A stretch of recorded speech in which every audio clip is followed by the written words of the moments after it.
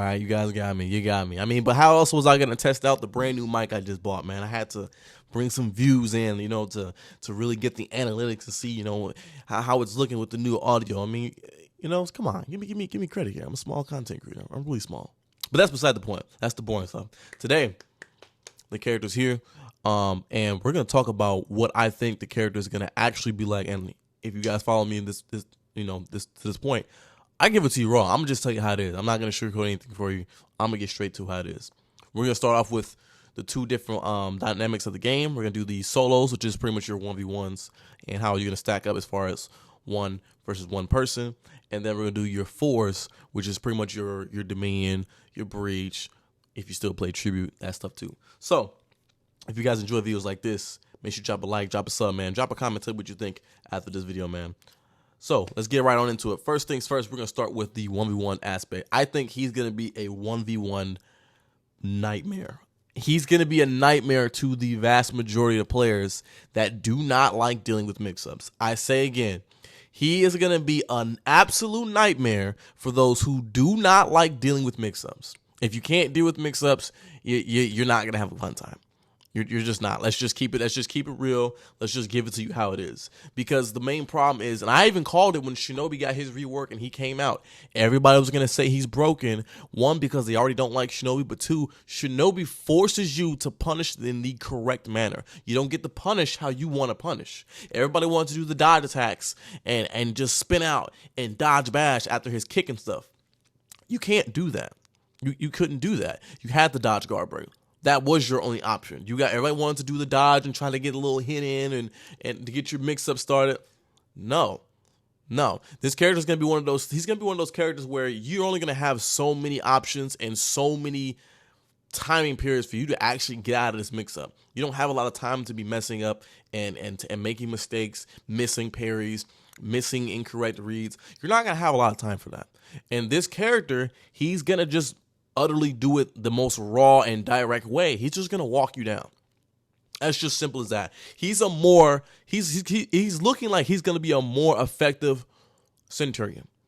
That's just what it is. Centurion is textbook of what I mean walk down offense, where he's not doing any of the flashy undodgeables and light finishers and special kicks and dodges. No, it's just hit after bash, after mix-up, and here's a 50-50, here's a 50-50, here's one, and you're going to have to make a read. He's going to sit here and he's going to walk you from point A to point B, and most of the time, especially when this character first comes out, nobody's playing offense. Nobody. You're not playing offense against this character.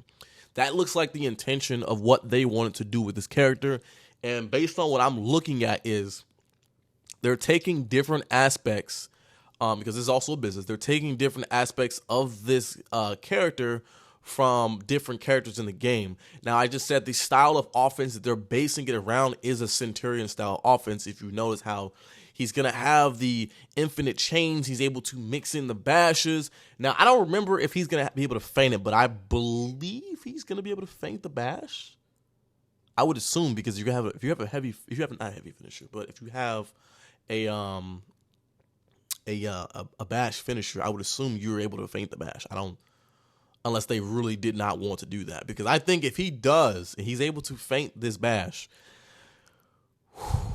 guys, I'm gonna tell you now, he's gonna be the reason a lot of guys take a break.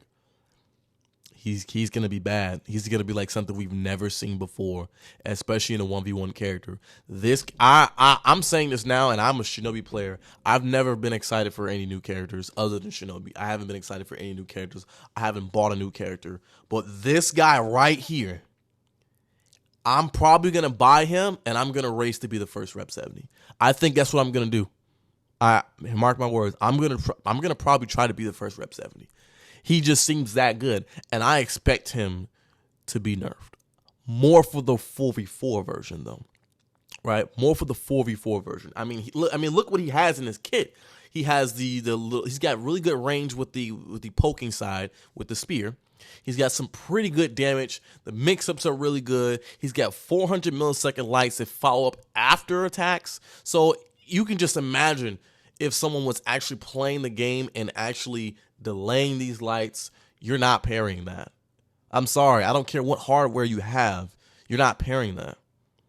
Oh, I can parry 400 millisecond light. That's cool, but try doing it in chain. I mean, it's not like you're gonna consistently do that off reaction.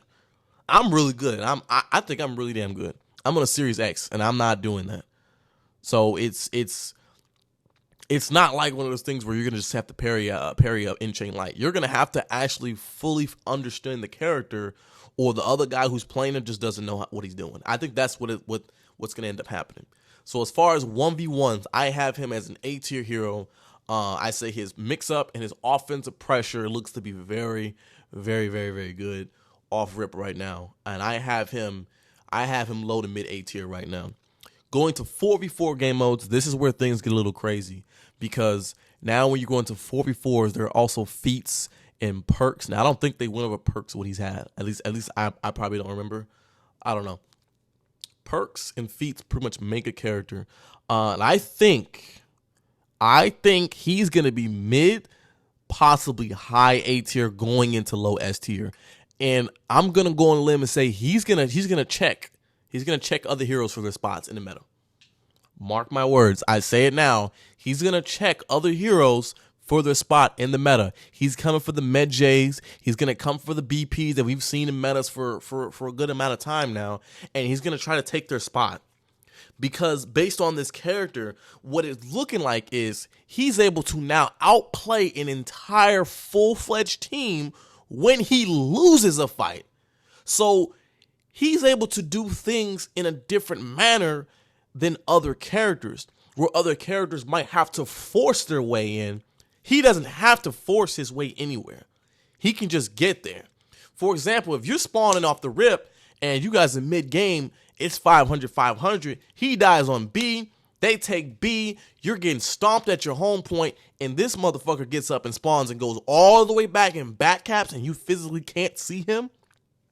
Dude, that is a headache for any good team. It doesn't even matter. He's gonna shift the meta. They called it.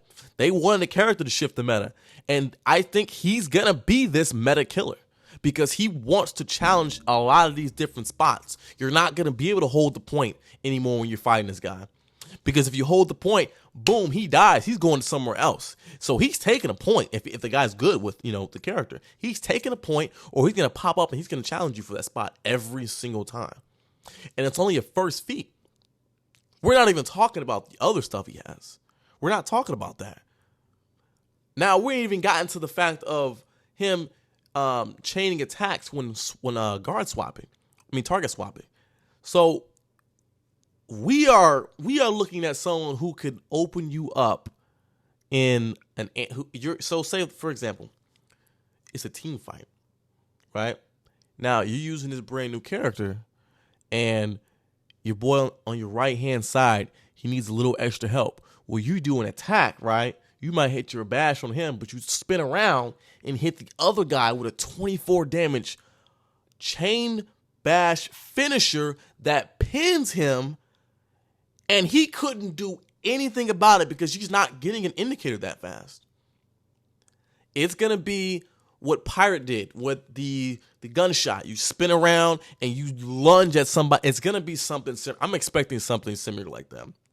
Now, I don't know about the range on it.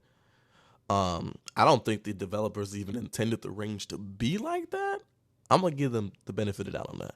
I don't think they intended it to be like that. But that right there alone, just those two things, man, we're looking at someone who could be a problem. And we all know when you first play this game, there's going to be, 4 on each team. You might have one guy who's not running the character because he's refusing to spend money, and that's me. And I'll play my rep 70. Just see how I stack up against it. And I do that primarily for me because that's how I learn better. I learn better using my best character because my best character I feel the most comfortable with. I feel I can adapt a lot quicker and quickest than my other characters. So if I can't adapt with that character, I need to go into the lab. Then I take it to the next step and actually play the character in the lab. So that's how I run. I can't speak for anybody else. Just those two things alone, man. We got the fourth feat. The feat that everyone, I don't think that everyone's going to complain about it now until it happens. People complain about Shinobi with the range guard break, and you turn it into a feat and give it to the brand new character. I mean, how many times have we seen this? Plenty of times. That's going to be a nightmare because everyone already complained about it with Shinobi. Not only is he going to be able to grab you, he does a little bit of direct damage, but he leads you into a GB, which also leads a little bit of damage, and it pins you for other players. So people are thinking about this. Oh, it's just abilities, and you're not thinking about how it feels against someone who knows what they're doing. Of course, you're going to find the guys who are rep 1 playing the character, but there are a lot of vets now who are coming back to this game. It's a lot. There are a lot of vets, so you're going to have to actually take into account of these guys who are coming back to the game, who are the truth, who know what they're doing, who are able to adapt and play any character very fast and take it to the high level. So with the 4s, I got him being borderline S tier. He's very close to being S tier. Just my thought. I have him minimum mid A tier.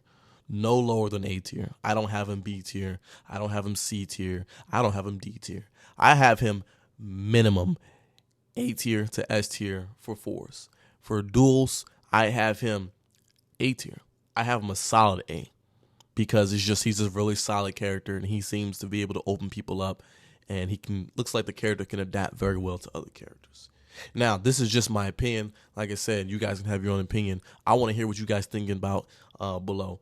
Go ahead, drop a like, drop a comment, man. Tell me what you guys think. I'm willing to argue in the comments that this guy is no lower than A tier in any game mode. So, like always, man, I don't wrap it up for you. I don't sugar it for you, man. I'm gonna get this shit to you, right, man. Thank y'all for coming out.